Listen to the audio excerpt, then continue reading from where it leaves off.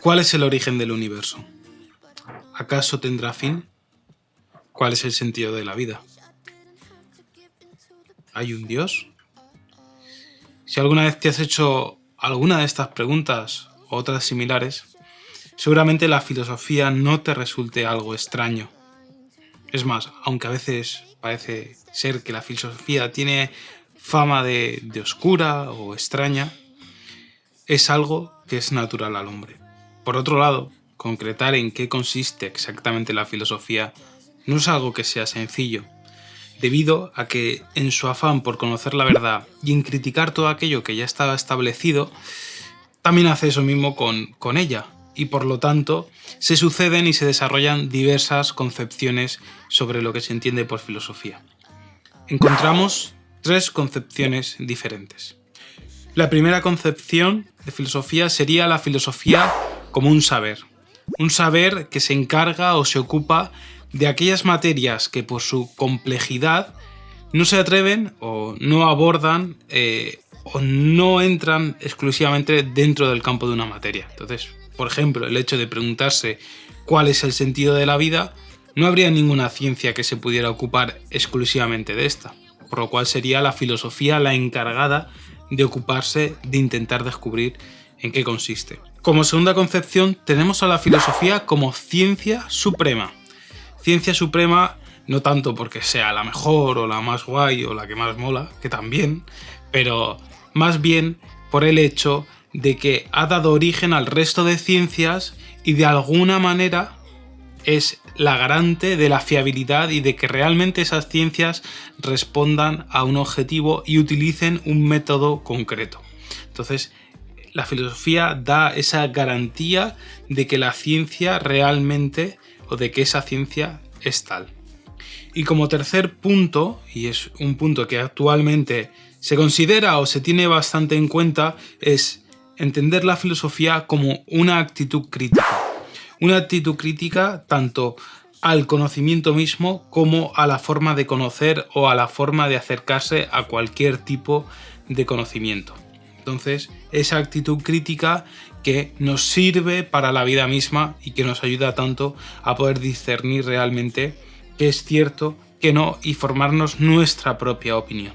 Por lo tanto, para adentrarnos un poquito más, vamos a ver qué se entiende por filosofía en su etimología.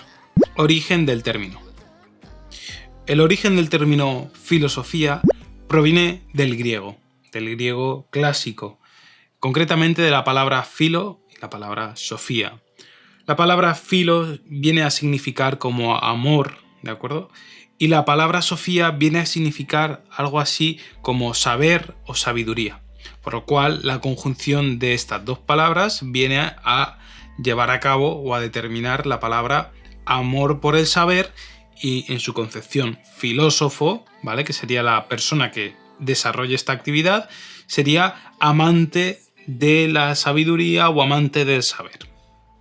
Pero lo que cabe destacar y que profundizaremos un poquito más adelante es saber que es un conocimiento que tiene 3 características propias. Es un saber racional, sistemático y crítico. Podemos situar el nacimiento de la filosofía en una zona muy concreta, en Jonia, en el siglo VI a.C. En esta zona se produce un acontecimiento, y es que las personas pasan de intentar explicar las cosas con mitos o a través de la mitología a intentar buscar una explicación racional a los acontecimientos, lo que va a provocar el nacimiento de la filosofía. La primera persona que se identifica como la que utilizó este término es Pitágoras de Samos. Pitágoras de Samos es precisamente el que utilizó primeramente la palabra filósofo, haciendo una analogía con los atletas, pero más que con los atletas en sí, sino con la gente que contempla a esos atletas. Y aquí la palabra contemplar es la central, el hecho de observar la realidad e intentar entenderla. Un siglo y medio después aparecerá Platón, uno de los grandes filósofos de la historia, que ha marcado el pensamiento profundamente también en la actualidad. ¿Y qué va a decir? Va a decir que la filosofía es la búsqueda de la verdad y la búsqueda de la belleza, cambiando los paradigmas y centrando la cuestión filosófica en otro punto. El pensamiento prerracional, mito y magia. Los mitos fueron uno de los primeros intentos del ser humano para intentar explicar la realidad, aquello que nos envuelve, qué es la naturaleza, por qué sale el sol, cuándo nos morimos, qué sentido tiene la vida, cómo se ha creado el universo. Y precisamente los mitos intentan dar respuesta a ello, pero la dan con ciertas características y con ciertas pautas. En los mitos primero se recurren a personajes legendarios, que tienen capacidades o están personificados en potencias de la naturaleza, como pueden ser el rayo, las tormentas, el mar. Esta es una primera característica. El segundo punto son los relatos.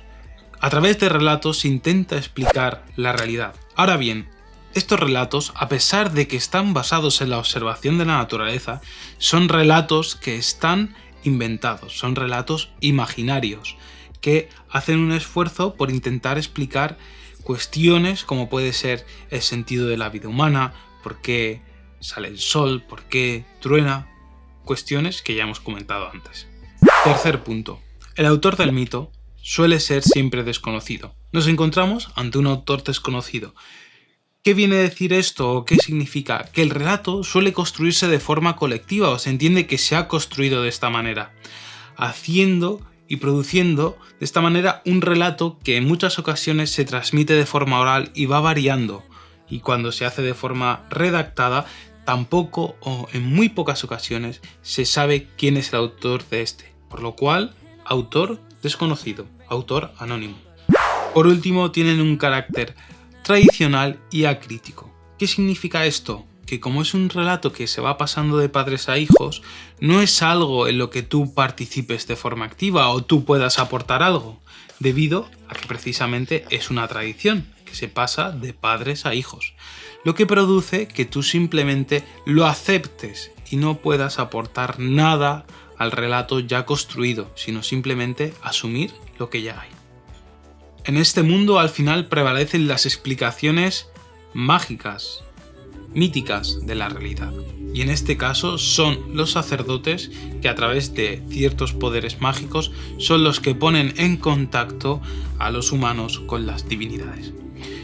Por este caso, y sobre todo en Grecia, aparecen lo que se denominan los oráculos, que son lugares de culto donde la gente va a consultar sobre su destino. Del pensamiento mítico al logos. Fijaos, en Grecia, en el siglo VI, en la escuela de Mileto, se habla de la aparición de la filosofía. Ahora bien, los investigadores e historiadores se preguntan por qué nació la filosofía en ese lugar concreto y en ese momento histórico concreto. Y estas tres son las respuestas que dan a esta pregunta. Primera respuesta. Un milagro. Aconteció un milagro. No se sabe cierto por qué, pero parece ser que debido a la genialidad de los griegos, apareció la filosofía. Segundo, como un resultado de una evolución. ¿Una evolución de qué? Del mito. El mito de alguna manera intenta ya explicar la realidad, una forma mítica a través de relatos, pero ya intenta esa explicación de la realidad. Entonces, precisamente la filosofía sería el siguiente paso del mito, una evolución. Tercero, debido a factores económicos y culturales. Pensar que las polis griegas tenían estados democráticos, democracia entendida en el sentido exacto de la palabra. Estados democráticos en los cuales había una gran prosperidad, tanto económica como cultural, y este hecho concreto facilitaría la aparición de la filosofía. Exista o no relación entre estos tres puntos, al final el punto clave está en que la filosofía pasa de entender la realidad como un capricho o una voluntad de los dioses a entender la realidad desde la asunción de datos a través de nuestros sentidos y de intentar entender esos datos de forma racional, según leyes y sobre todo el hecho y el punto de entender estos datos a través de comprender la naturaleza. Y por esto volvemos a los 3 puntos iniciales o características que hemos dicho que tenía la filosofía. La filosofía es un saber racional, debido a que se basa principalmente en argumentos y en la observación de la realidad, una observación empírica. Es un saber sistemático, debido a que es un sistema. ¿Un sistema en qué sentido? En la relación que hay entre unos elementos y otros. Si tú dices algo, tiene que haber una relación no solo entre los elementos pequeños, sino también entre los elementos grandes, para que forme un sistema conjunto y todo se pueda comprender de forma uniforme. Por último, es un sistema crítico, debido a que rechaza cualquier conocimiento que no esté basado en razones y argumentos. Y es más, sostiene que cualquier conocimiento puede ser rechazado si se presentan razones y argumentaciones para hacerlo. Hasta aquí este primer punto de aproximación al concepto de filosofía. Muchas gracias por la atención.